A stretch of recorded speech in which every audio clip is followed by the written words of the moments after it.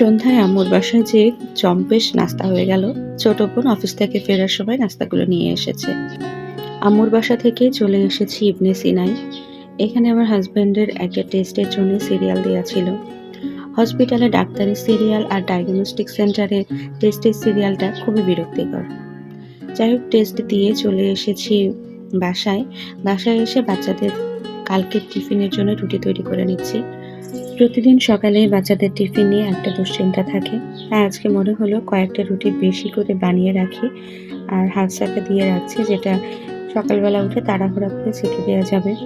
এরপর বাচ্চাদেরকে নিয়ে স্কুলের উদ্দেশ্যে রওনা দিয়ে দিলাম। আমাদের বাসা থেকে ওদের স্কুলটা বেশ দূরে, তাই যেতে অনেকটা সময় লাগে। স্কুলে পৌঁছানোর পর ভাবি তুলে এনেছিল শিউলি। 2-3টা শিউলি ফুল গিফট করলো। থ্যাংক ইউ ভাবি।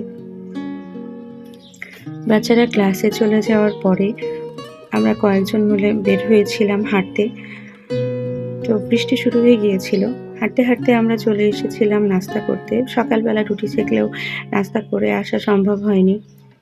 প্রতিদিনই স্কুলে আসতে হয়, প্রতিদিনই একটা আলাদা রকম তাড়া থাকে। বাসা থেকে স্কুল দূরে হলে আবার বসে থেকে বাচ্চাদের নিয়ে যেতে হয়।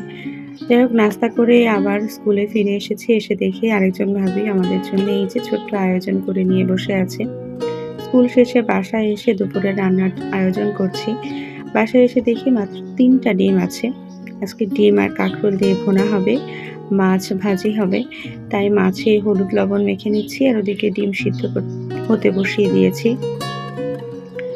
মাছগুলোকে সুন্দর করে লবণ হলুদ মেখে কিছুক্ষণ রেখে দেব। এখন পটল আর কাঁকরোলে হলুদ লবণ মেখে নিচ্ছি। আজকে পটল ভাজিও হবে।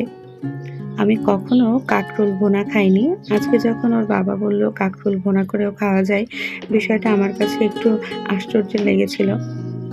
তো আমি চিন্তা করেছিলাম যে কাঁকরোল ভুনা আজকে আমি করব, কিন্তু শুধু কাঁকরোল না, আমি এটার ভিতরে কয়েকটা ডিম দিব।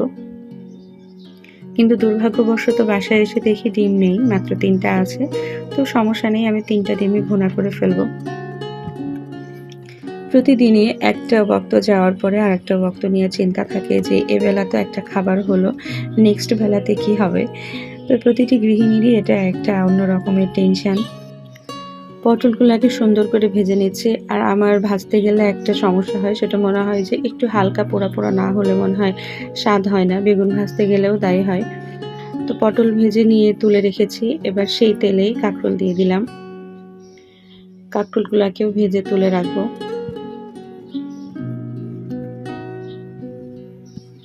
এখন এই যে 3টা ডিম সিদ্ধ করেছিলাম, ডিমগুলোকে হালকা ভাজা দিয়ে নিচ্ছি।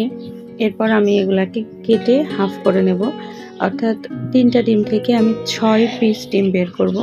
এটাকে কাঁকরোল দিয়ে ভুনা করে ফেলবো। এখন পটল ভাজির জন্য মরিচ পেঁয়াজ ভেজে নিচ্ছি। মরিচ পেঁয়াজ ভাজি ছাড়া যে কোনো ভাজি আমার কাছে অসম্পূর্ণ লাগে। আর আমি যখন মাছ ভাজি করব সেটাতে প্রচুর পরিমাণ পেঁয়াজ দেব। পেঁয়াজ দিয়ে মাছ ভাজিটা বাচ্চারা এত বেশি পছন্দ করে যে ওদের এরকম ভাজি হলে ওদের ক্ষুধাও বেড়ে যায়। আলহামদুলিল্লাহ, ওরা পছন্দ করে খায়ও। রান্নাবান্না শেষ করে আমি চলে এসেছি ঘরে। এসে একটু রেস্ট নিচ্ছিলাম। এর মধ্যে দেখি লুপি কি যেন একটা খুঁজছে। প্রথমে তো আমি ভেবেছিলাম যে ও হয়তো পারবে না, কিন্তু শেষ পর্যন্ত ও সেটা বের করে ছেড়েছে। এটা যখন বের করা শেষ তখন ওর কাজও শেষ, ওটার প্রতি আর আগ্রহ নেই, ফিরে চলে এসেছে। আমার আজকের এই ছোট্ট ব্লগটা এই পর্যন্তই। সবাইকে কাঠ গোলাপের শুভেচ্ছা জানিয়ে আজকের ব্লগটা শেষ করছি।